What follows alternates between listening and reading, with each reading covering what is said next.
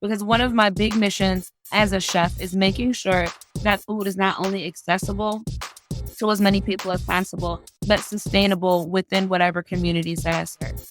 So even just the same as being a personal trainer and saying, follow this diet for X amount of weeks and expect these results, it's not sustainable if you don't like what you're eating. You're going to fall off the wagon every day. And I knew also that I didn't have an interest in becoming a dietitian. So as much as I love my mother and who has had, made her career in education, traditional school was not for me. I made it out of undergrad in 3 years with my bachelor's and I did not look back. So I knew that going the medical route was far beyond my scope of interest. So learning to become a nutrition coach, I learned to be able to integrate those diagnoses from registered dietitians and just primary doctors and physicians in general. And again, create sustainable meal plans for people that would help them promote their health goals. And I realized also that part of that sustainability was being able to teach people how to do that. Welcome to another episode of Innovation Insights, where we dive deep into the mind shaping the future of industries through innovation, creativity, and groundbreaking research. We believe that innovation happens in all aspects of life. I am your host, Dr. Eulanda Sanders.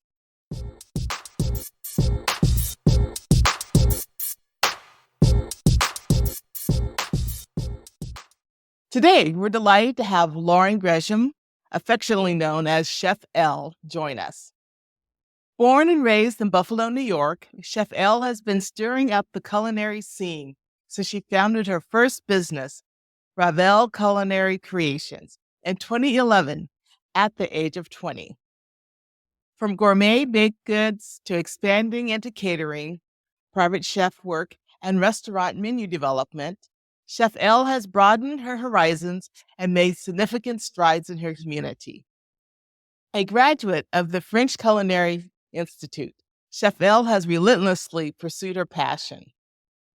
Under Ravelle, she founded a second business named Core Cuisine, which offers local meal prep and nutrition education services. Notably, she became the first Black woman in Buffalo to own a commissary kitchen, further cementing her role as a trailblazer in the industry.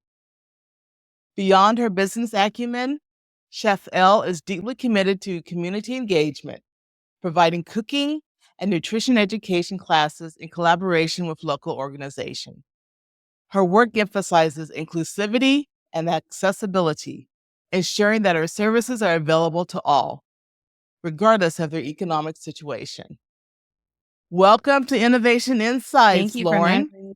or Chef Elle. How I'm are doing well. How you? are you? I'm great. I'm great. I'm just delighted to have you on here. I've heard so much about you over the years. I know your mother and gotten to know her very well and have enjoyed working with her and our friendship. And during those conversations, she's told me about your business. And I thought, I need to have Lauren on the podcast. So thank you for humoring Of me. course. Thank you for having me. Oh, of course. So, would you tell us a little bit about your background and how you started off and then evolved into Chef Elle? Absolutely. So I guess background as far as what led me to becoming a chef, I've always loved cooking. Quite literally ever since I could reach the counter, my mother would have me beside her. And it was in the little details of holiday dinners, like sitting in the kitchen where my mom would tell everybody to get out so she could focus and she should cook. But I would be like tucked away in the corner. Can I just watch? And just watching became snapping beans and chopping herbs and all those different things. And as great of a cook as my mother is, she was also really great with presentation. So I couldn't just snap the beans. I had to know how to do it correctly. I had to know how to hold my knife correctly. So my mother was as much about education in the classroom as she was in the kitchen. So she definitely taught me most of what I knew, but it never felt like work. It never felt like a chore. It was always something I was happy to do. At about 8 or 9, she let me start experimenting in the kitchen on my own. And I remember my first recipe was a brownie recipe that I tried to create myself. And I was mixing something because it definitely came out more in sponge than a brownie, but it wasn't bad. So I knew that there was promise even in the failures back then. But fast forward to it was actually 2012. So September of 2012, I started Ravelle after coming home from college. I'm a graduate of Stony Brook University and came home, didn't really want to enter the corporate workforce. But I knew I made a really good brownie correctly at this point and decided to try to monetize some of my baked goods. And it took off. Everything went really well. So in the fall of 2013, I started culinary school. And it was really just to hone the skills that my mother had taught me over the years and to really understand the instructions that I would just read from all these cookbooks that I had around me growing up, just to get that firsthand experience from true professionals. So graduating the next year, I came home and was really ready and willing to do anything. I did a lot of in-home events, and that really propelled me to work one on one with people. So, be it a cooking class or just private chef work, I realized very quickly that the restaurant wasn't for me. But again, as I said before, neither was a corporate job. So, it just became me carving my own path and creating my career through Ravelle. And that had evolved into nutrition education. And that falls back again on my background because being raised in the Seventh day Adventist church, there is a lot of emphasis on health and wellness. So that's something that had always been a part of me. So back forward to 2016, when veganism is becoming popular and all these different diets are now trending and social media is picking up and information is everywhere. And I recognize it as misinformation. I decided to start something that would not only feed people and promote a healthier lifestyle, but also be able to educate them. So that moved my business more into the culinary education space. So we get here today where most of my work is working with different demographics to teach cooking classes all the way from age 2. And I've had clients well into their elderly years. So that is where I'm at now. And that is, I'm blessed to say that I'm still 12 years later, absolutely loving to be in the space that I'm in. Oh, what a fabulous journey that you've taken. And I love that you've carved out your own niche and you're offering classes and it's expanding that business because teaching, as you probably have heard with a mother that's in education, it has its own set of challenges and learning curves. And so, what did you learn when you started to expand your business into the education niche? What can I say? What did I learn when I expanded into education? I learned that people have to be willing to learn. So as a student, I always adopt the mindset and the idea that my best professors were the ones that were willing to learn, either from the students or to continue their education. And so that was always something I went in promising myself that I would be willing to learn from my students, no matter who I was teaching. But what I realized is that people will seek out services or a cooking class just to come in and tell me, oh, I know how to do that. I know how to cook. I've done this. So I meet a lot of resistance from people who don't think that there is more than one way to do something in the kitchen. So it had moved me to always try to incorporate the lesson that food is a great equalizer and that it can look different across cultures, and really just encourage people to use the kitchen as more of an experimental space, not only just for culinary purposes, but for self discovery and breaking down some of our own barriers. So when you take the lesson beyond the kitchen and find ways to apply it to their life and lifestyles, I get a lot more reception from my clients in terms of them bringing me back and becoming repeat clients, as well as the things that they absorb and retain. Oh, that's interesting that self-discovery and you helping people navigate through that. Um, yes, and food is something that we all can Mhm. relate to too. Yeah. So tell us about the commissionary your Mhm. commissary kitchen. So let's see, about 4 years ago, the idea of ghost kitchens came to Buffalo, New York, which is where I'm located. And a ghost kitchen is just somewhere that sometimes a major corporation or even all the way down to a small business will rent a kitchen suite in a larger building for the purpose of takeout operations or just having somewhere to ground their food truck or their catering or anything like that. So Buffalo brought this building to the west side of the city back in 4 years ago. So just before 2020, it was 2019. And I was fortunate enough, there's only about 12 kitchens in the building, and there are hundreds of food businesses and especially small food businesses in Buffalo, New York. And I was one of the lucky dozen to embark on this journey with the developers for this first time project. It was the first time Buffalo had ever seen something like this. But I was adamant in telling my landlord as we were doing the building walkthrough and he's asking about my business and what would I use it for. My purpose was to help elevate other minority businesses, any business, honestly, but I have a particular interest in serving minority businesses as well as women owned businesses and helping them promote and propel their brands. Because at that point, I had a really good footing in the community. I had all the contracts and team that I wanted to at the time. And I felt that it was the perfect opportunity for me to start to leverage and just lift others up and that continue to climb within my career. Oh, and so are people able to come in and rent space from you or use your space? And then what were some of the projects that people were doing in the Yes, space? so they were able to come in and rent space from me either for a short term, like a 1 day thing, all the way up to I guess I excuse me, I've had a tenant with me really since the beginning. So she's been there with me about 4 years and she just runs her catering and meal prep operations consistently. But I've had people do things as small as culinary photo shoots or commercials. So if they were trying to promote their brand via commercial, they've come in and done that. I've had a bartending company that wanted to come in and do a live and teach people how to make drinks in their homes. That was at the height of COVID. So at home happy hours were big for them then.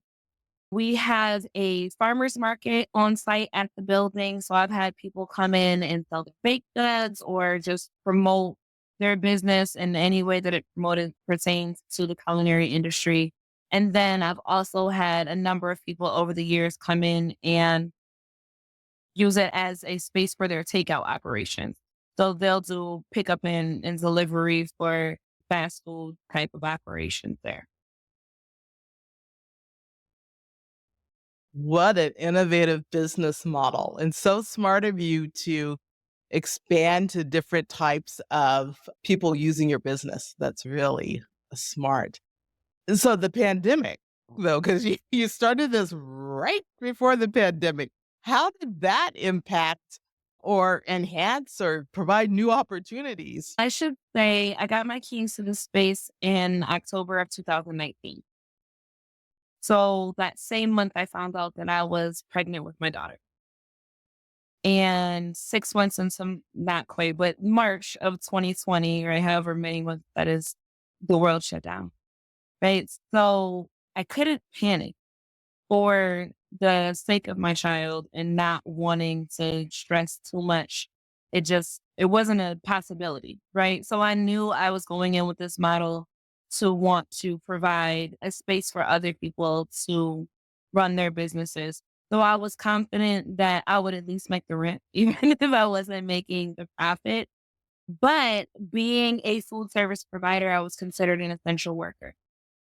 So we had the Department of Homeland Security come and do a base in Buffalo for COVID testing and other government operations.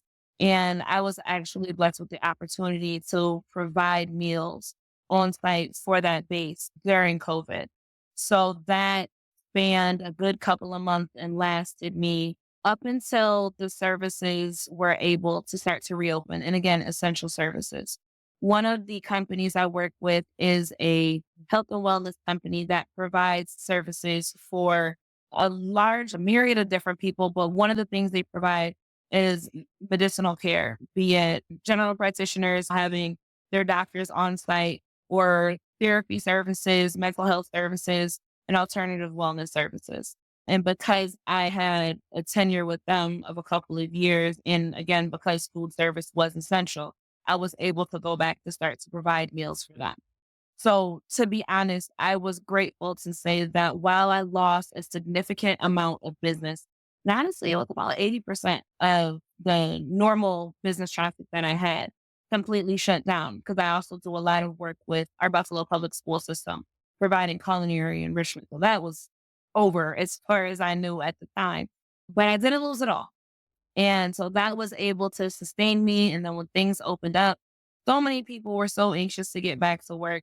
And so many people didn't have the space to do it. Again, just knowing that I was walking in with this vision for my business, it was just a matter of time for waiting until people were allowed to go back to work.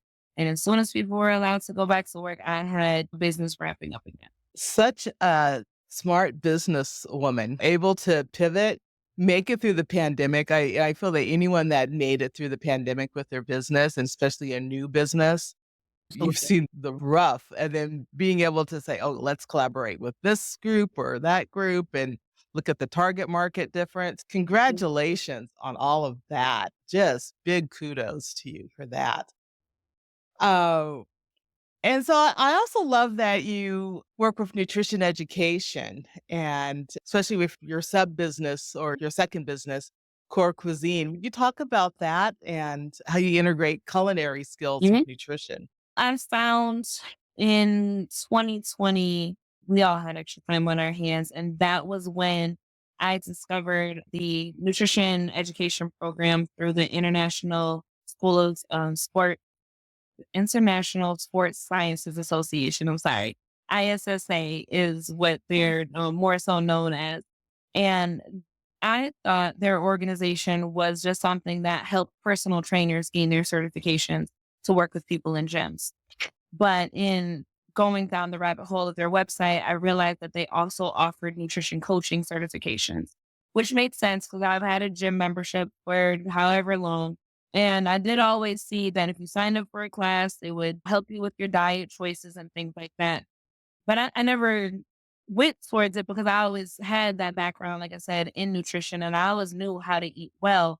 But it struck a chord with me that if you're going to any type of institution to learn the exercise science and to learn how to tell people how to move their bodies, that has no indication that food.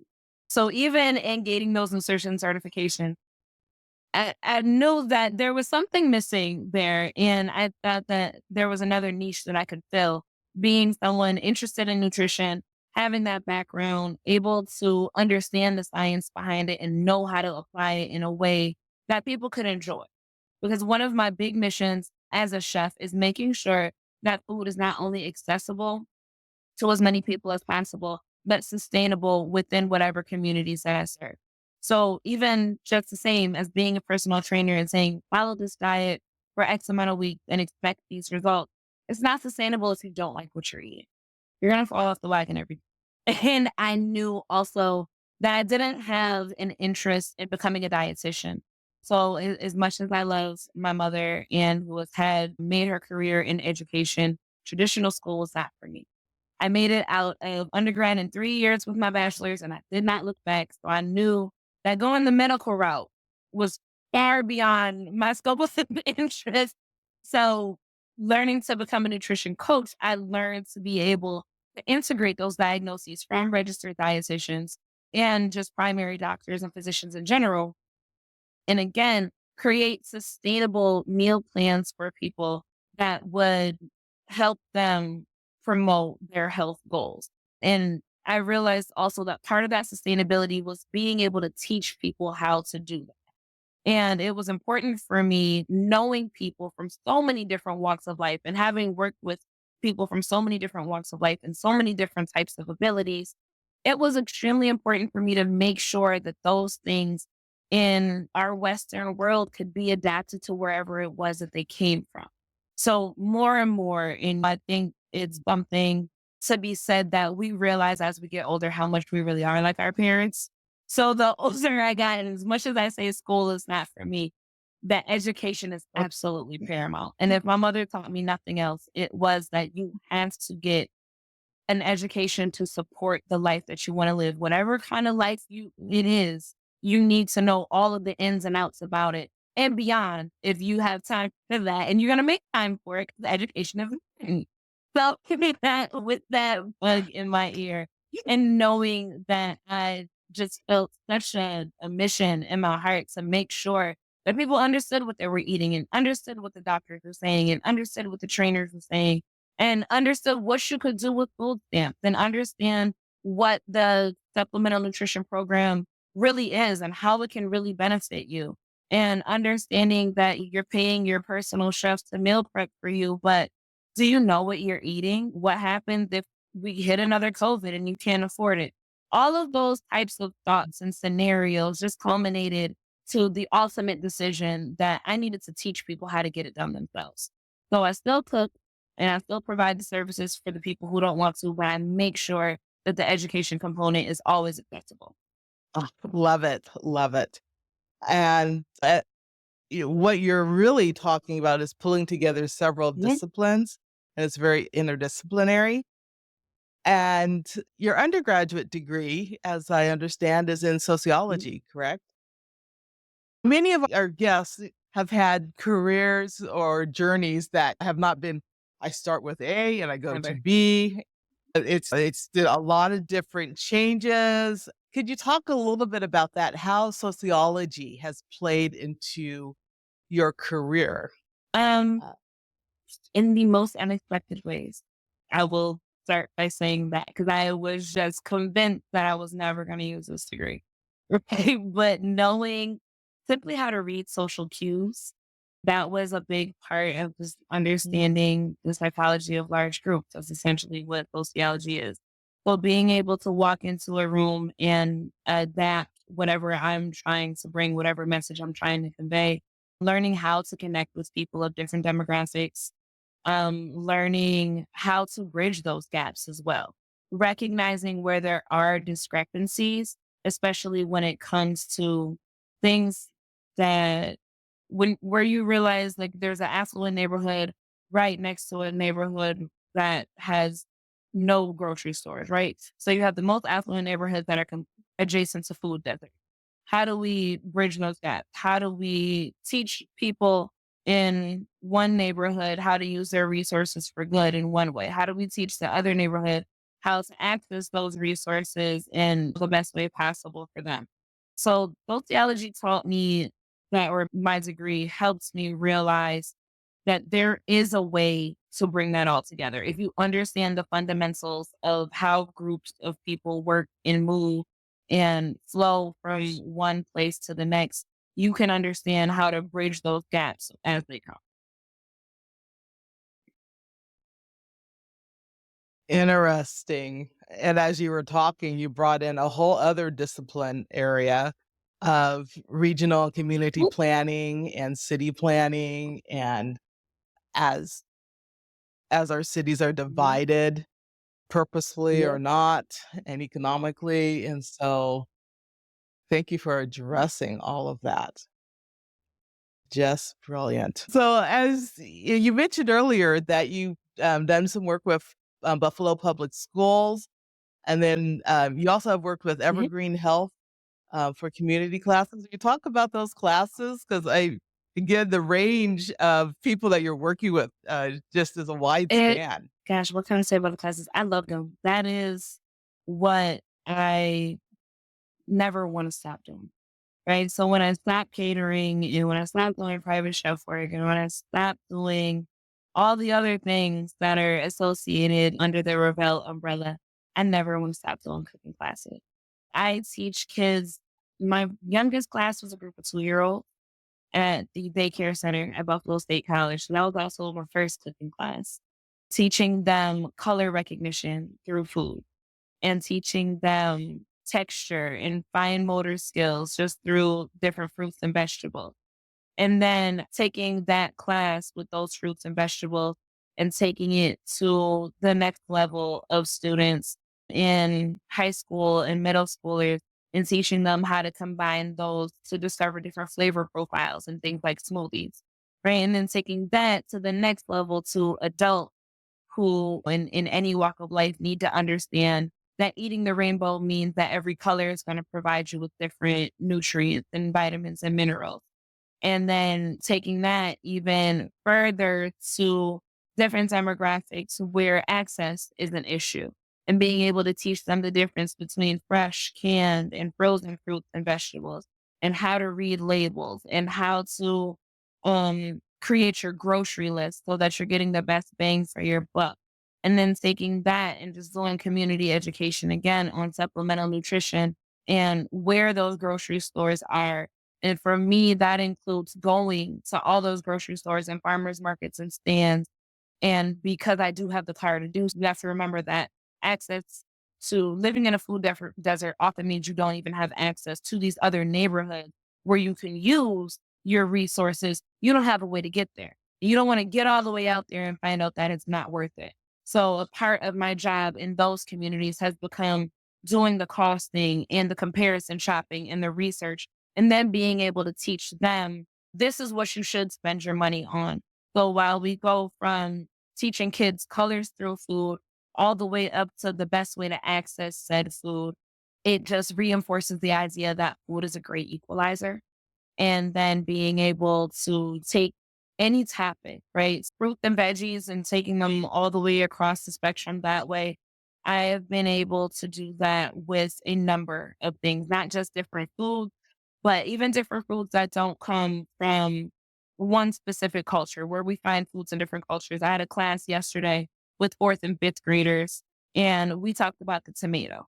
How did the tomato end up in all these different Italian recipes? But then we also see them in a bunch of Middle Eastern recipes. And we also see them in Caribbean staples like sofrito. How, right? How does that one tomato make it all the way around the world?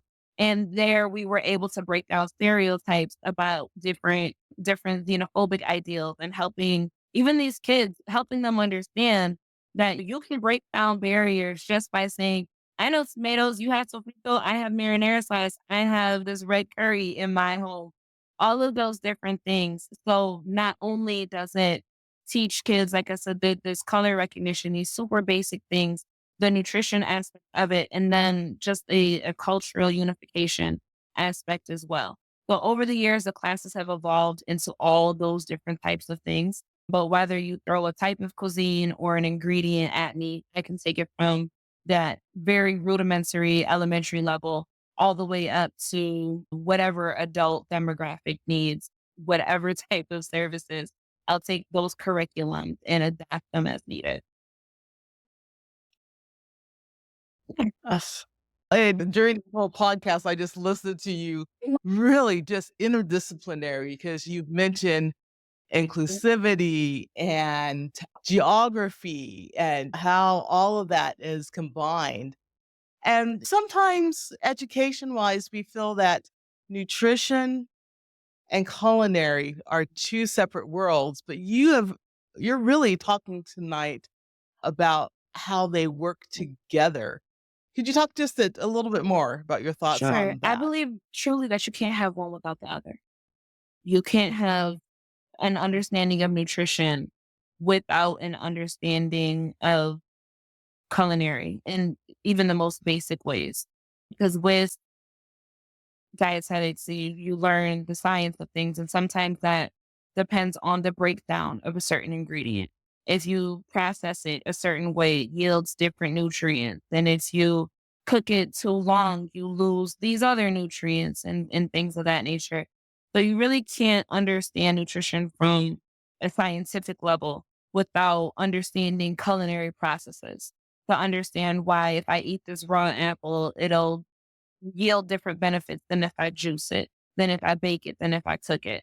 And when you're really committed to actually learning the full breadth of nutrition or dietetics or anything like that, you have to be committed to understanding the culinary processes that help those ingredients give way to the material that you're learning. Yeah, I just really believe that you shouldn't have one without the other. But if you do, that's where I commit. So help you, whatever you don't have, I help fill those gaps. Because the gap does exist, but it's really just become my mission to bridge it. Well, thanks for bridging it. I do want to talk about your work as a private chef because that's oftentimes viewed as glamorous, and we have chefs on TikTok and Instagram showing their work. Oh, so what is it like being a private chef? And are you a celebrity if you have one, or are there's a wide range of people that do? I'm in it for the personal connection. I don't I don't market myself to the most affluent clients. And I work with the clients that need me. So I have had the privilege of catering holiday dinners, but I've also had the privilege of donating my services to charity auctions and doing them for free and just coming into people's homes and helping them. I had a holiday dinner one year where the recipient of the culinary for the private chef service, she just wanted me to help her learn how to create these recipes that family members had left behind. And then, like I said, I've done dinner parties and wine tasting events and all the cute stuff, anniversary dinners, all that fun stuff. But then I've also worked with clients one on one to teach them fundamentals. I work with kids as well. Private chef work with kids, which where I really just become like a one on one instructor. I've become a private chef for clients who get medical diagnoses and just simply don't know how to cook for themselves anymore. But I work alongside them. So again, that education just always comes into play. And I don't choose, I think about it often. Like you might see me one day do a whole revamp to my Instagram page, and then all of a sudden I'm doing cooking classes. But as for right now, I really relish in the personal connections of those things. So it's not really glamorous, but it is extremely fulfilling for the route that I take to do the private chef work. And Mhm. impactful too. And so thank you for sharing that because if you, well, I believe many people have a misconception about private chef work and that it is for Mhm. celebrities only and Exactly. things like But that. again, it wouldn't serve me well to say, yes, I believe that everybody should have access to sustainability to healthy food and good food, and then put $1,000 an hour price tag on things. That doesn't make logical sense. So finding, again, it's always for me about bridging that gap and making sure that who people need food, right? We need to eat well. It's a form to me of self care. It is a form of health and wellness. And in a world where those rights are really treated as privileges, who am I to move forward with Mhm. that idea that only people of a certain demographic or only people of a certain tax bracket should have access to it? That doesn't sit well with my philosophy about food. So I just simply couldn't run my business that way.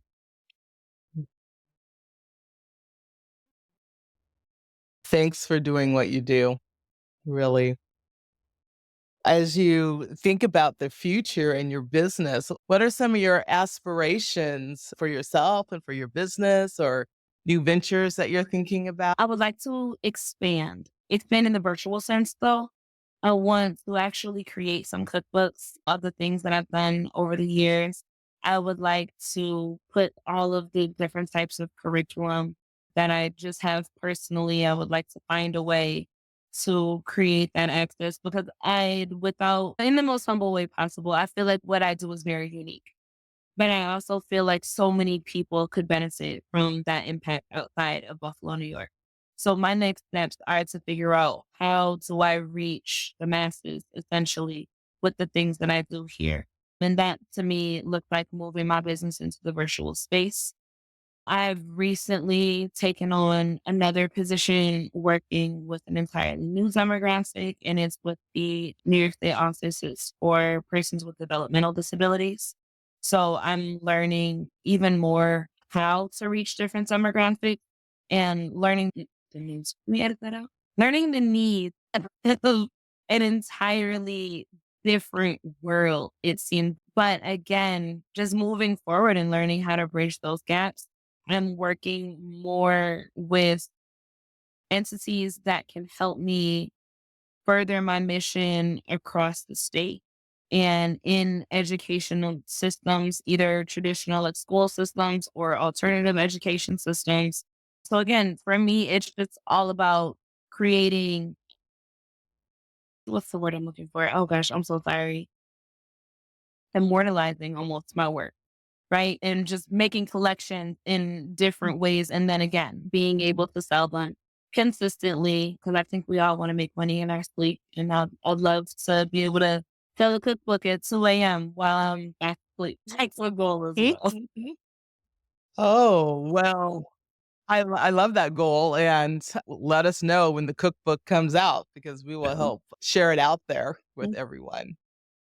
So what advice do you have for aspiring entrepreneurs or people that want to start their business and want to also make a social impact with their business? And I think the first thing that I would say, we always say to know your niche, right? There is success in knowing exactly where you want to be, but there's also success in being flexible.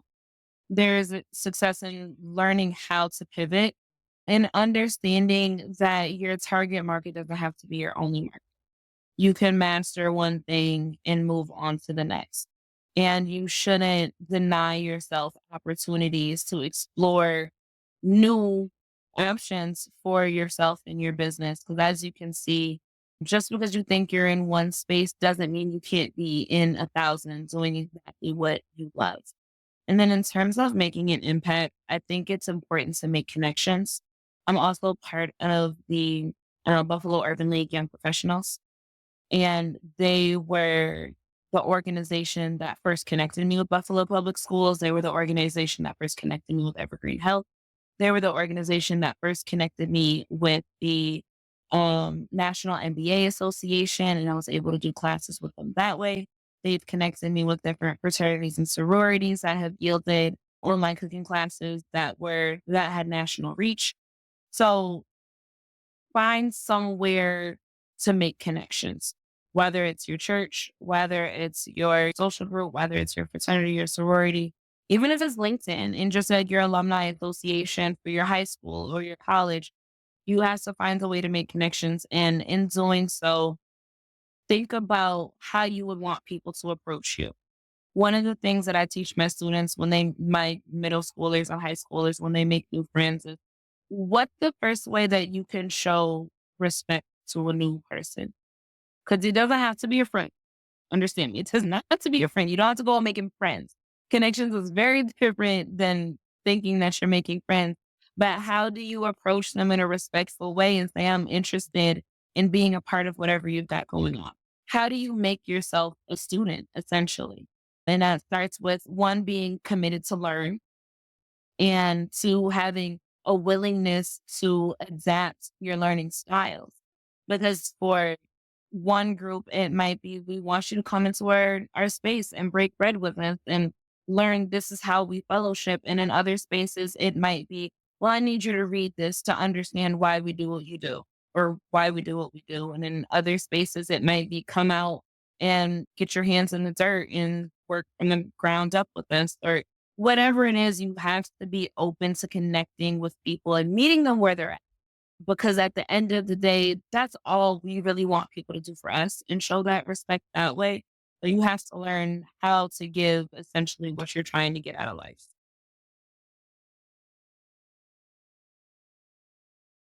Oh, beautifully said. Excellent advice for anyone out there. Oh my goodness. Yeah. So, our last question that we ask every guest on the podcast is, how do you define innovation? How would I define innovation?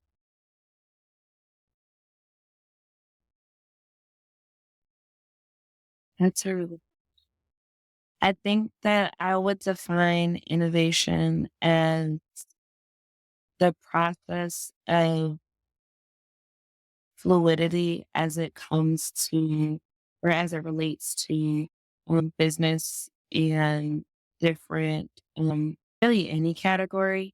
So it could be the process of forward motion, I think, and the process of bettering yourself through whatever discipline you find yourself in.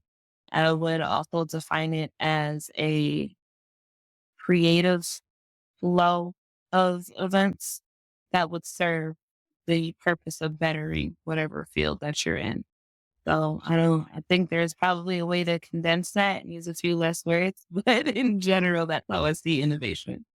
Oh, no, that's a nice definition and weaving in that education and learning, important part of it. So thank you for that definition.